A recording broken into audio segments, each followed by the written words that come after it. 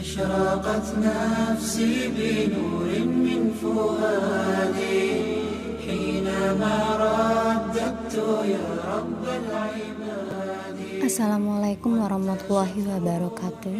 Sahabat muslim yang dirahmati Allah. Dalam Al-Quran terdapat beberapa hewan yang namanya Allah jadikan sebagai nama surat.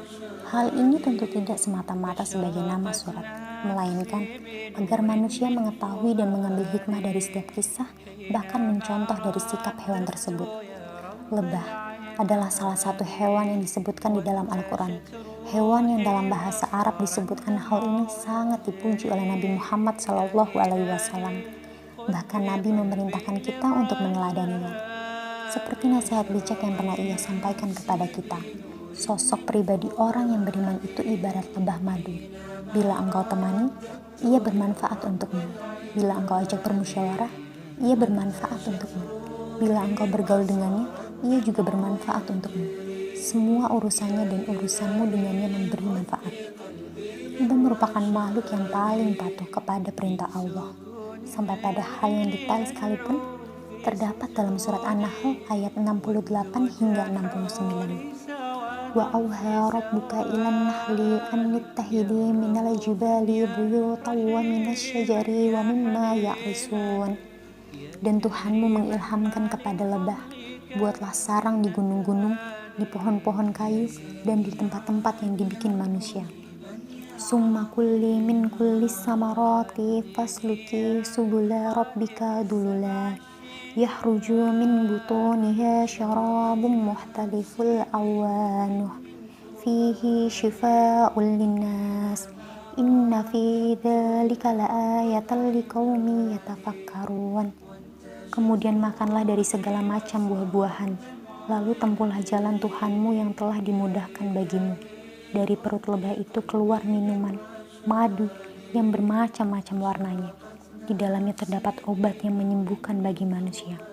Sungguh, pada yang demikian itu benar-benar terdapat tanda kebesaran Allah bagi orang yang berpikir. Mengapa lebah begitu istimewa dalam Islam? Lebah terkenal dengan serangga yang sangat disiplin, setia dan rela berkorban. Dalam tugas hidupnya, pembagian peran lebah ada lebah pekerja, lebah ratu, dan lebah pejantan. Semua bekerja dengan teratur, tanpa pernah saling berkelahi atau mengeluh.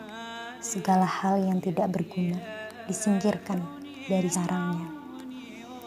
Dikutip dari Hidayatullah dalam hadis riwayat Ahmad, disebutkan beberapa sifat lebah yang dapat dicontoh oleh seorang muslim. Dari Abdullah bin Amr bin As, bahwa ia mendengar Rasulullah SAW bersabda, sesungguhnya perumpamaan seorang mukmin seperti lebah. Dia memakan yang baik dan mengeluarkan yang baik, hinggap namun tidak memecah dan merusak.